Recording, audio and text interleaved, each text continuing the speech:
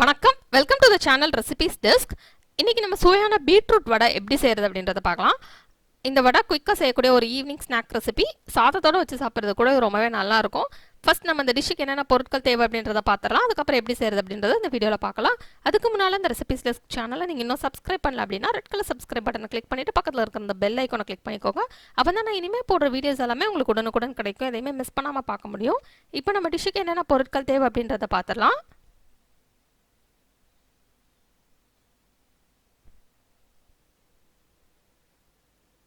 ஒரு பெரிய வெங்காயம், 2 பச்சை மிளகா, 1 டீஸ்பூன் சோம்பு, கருவேப்பிலை கொஞ்சம், 5 சிகப்பு வத்தல், ஒரு சின்ன துண்டு இஞ்சி, 2 மீடியம் சைஸ் பீட்ரூட் இப்படி துருவி வச்சுக்கலாம். 1 கப் கடலைப்பருப்பு. இது நல்லா கழுவிட்டு 2 மணி நேரம் ஊற வச்சிடலாம். இப்படி உடச்சி பார்த்தா உடையணும், அது வரைக்கும் இதை ஊற வச்சுக்கலாம். மல்லி இலை கொஞ்சம். ஃபஸ்ட்டு கடலைப்பருப்பை ஊற வச்சுட்டு அந்த தண்ணியெல்லாம் வடிகட்டிட்டு அதை ஒரு மிக்ஸி ஜாரில் அப்படியே எடுத்துடலாம். தண்ணி வந்து அதில் கொஞ்சம் கூட இருக்கக்கூடாது. அதுக்கப்புறம் அதில் சிகப்பு வத்தல் சேர்த்துடலாம். அதுக்கப்புறம் இஞ்சி சின்ன சின்ன துண்டாக நறுக்கி சேர்த்துடலாம். நெக்ஸ்ட் இதில் சோம்பு சேர்த்துடலாம். நெக்ஸ்ட் இதில் பச்சை மிளகா சேர்த்துடலாம்.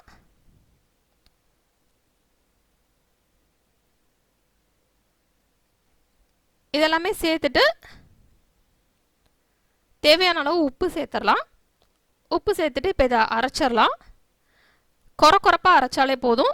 தண்ணியெலாம் இதில் சேர்க்கவே கூடாது. பருப்புலேயே நல்லா தண்ணியெல்லாம் வடிகட்டிட்டு தான் சேர்க்கணும் அரைக்கிறப்ப.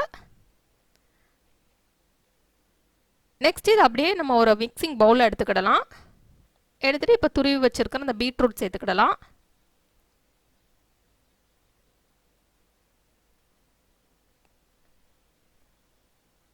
இப்போ இதில் பீட்ரூட் சேர்த்தாச்சு.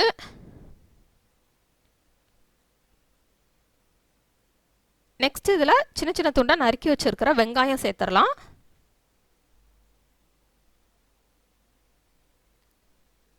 நெக்ஸ்ட் இதில் கருவேப்பிலை சேர்த்துடலாம். கருவேப்பிலையும் சின்ன சின்ன துண்டாகவே நறுக்கி சேர்த்துடலாம். அப்போ தான் அந்த ஃப்ளேவர் வந்து ரொம்பவே நல்லாயிருக்கும். நெக்ஸ்ட் இதில் சின்ன சின்ன துண்டாக நறுக்கி வச்சுருக்கிற மல்லி இலை சேர்த்துடலாம். நம்ம ஆல்ரெடி அரைக்கிறப்ப உப்பு சேர்த்ததுனால இப்போ உப்பு சேர்க்க தேவையில்லை. இப்போ இது எல்லாத்தையுமே நல்லா மிக்ஸ் பண்ணிக்கிடலாம்.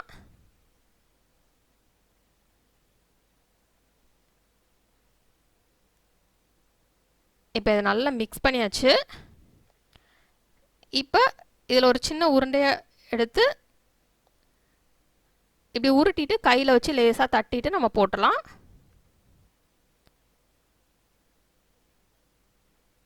உங்களுக்கு என்ன சைஸில் வேணுமோ நீங்கள் அந்த சைஸில் போட்டுக்கிடலாம். இப்போ டீப் ஃப்ரைக்கு தேவையான அளவு எண்ணெய் சேர்த்துக்கிடலாம்.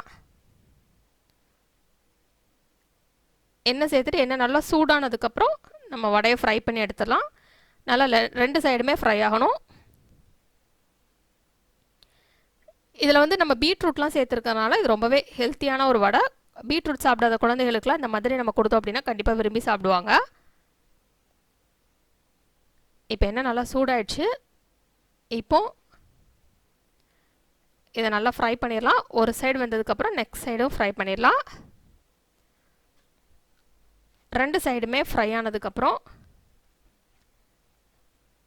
நமக்கு சுவையான வடை ரெடி ஆயிரும். கடலைப்பருப்பை மட்டும் நம்ம ஃபஸ்ட்டே ஊற போட்டு வச்சிட்டோம் அப்படின்னா அந்த வடையை ரொம்பவே குயிக்காக நம்ம செஞ்சு முடிச்சிடலாம். அதனால் குயிக்காக ஏதாவது ஸ்நாக்ஸ் செய்யணும்னு நினச்சிங்க அப்படின்னா கண்டிப்பாக இந்த வடையை ட்ரை பண்ணலாம். ரொம்ப ஹெல்த்தியான ஒரு ஸ்நாக். இது ரொம்ப டேஸ்ட்டாகவும் இருக்கும். இது சட்னியோடு வச்சு சாப்பிட்றதுக்கு நல்லாயிருக்கும். தேங்காய் சட்னியோடு வச்சு சாப்பிட்றதுக்கும் நல்லாயிருக்கும். சாதத்துக்கு கூட நீங்கள் இதை வச்சு சாப்பிடலாம். தயிர் சாதத்துக்கெலாம் வச்சு சாப்பிட்றதுக்கு ரொம்பவே நல்லாயிருக்கும். இப்போ நமக்கு 2 சைடுமே ஃப்ரை ஆயிடுச்சு. இப்போது சுவையான பீட்ரூட் வடை தயாராகிடுச்சு. இந்த ரெசிபி நீங்கள் ட்ரை பண்ணி பாருங்கள். அந்த ரெசிபி உங்களுக்கு பிடிச்சிருந்தா நான் லைக் பட்டன் கிளிக் பண்ணுங்கள். உங்கள் ஃப்ரெண்ட்ஸோட அந்த ரெசிபியை ஷேர் பண்ணுங்கள். மறக்காமல் அந்த சேனலுக்கு சப்ஸ்கிரைப் பண்ணிவிட்டு பக்கத்தில் இருக்கிற அந்த பெல் ஐக்கானை கிளிக் பண்ணுங்கள். அப்போ தான் நான் இனிமேல் போடுற வீடியோஸ் எல்லாமே உங்களுக்கு உடனுக்குடன் கிடைக்கும். எதையுமே மிஸ் பண்ணாமல் பார்க்க முடியும். இந்த ரெசிபியை பார்த்ததுக்கு ரொம்ப நன்றி. தொடர்ந்து சேனலோடு இணைந்திருங்கள் புதிய ரெசிபிகளுக்காக. இந்த பீட்ரூட் வடை ரெசிபியை ட்ரை பண்ணிவிட்டு எப்படி வந்திருக்கு அப்படின்றத கீழே உள்ள கமெண்ட்ஸ் பாக்ஸில் மறக்காமல் சொல்லுங்கள். இந்த ரெசிபிஸ் டெஸ்கோட Facebook page, Instagram link, Twitter link மற்றும் பின்இன்ட்ரெஸ்ட் லிங்க் இல்லை டிஸ்கிரிப்ஷன் பாக்ஸில் இருக்குது.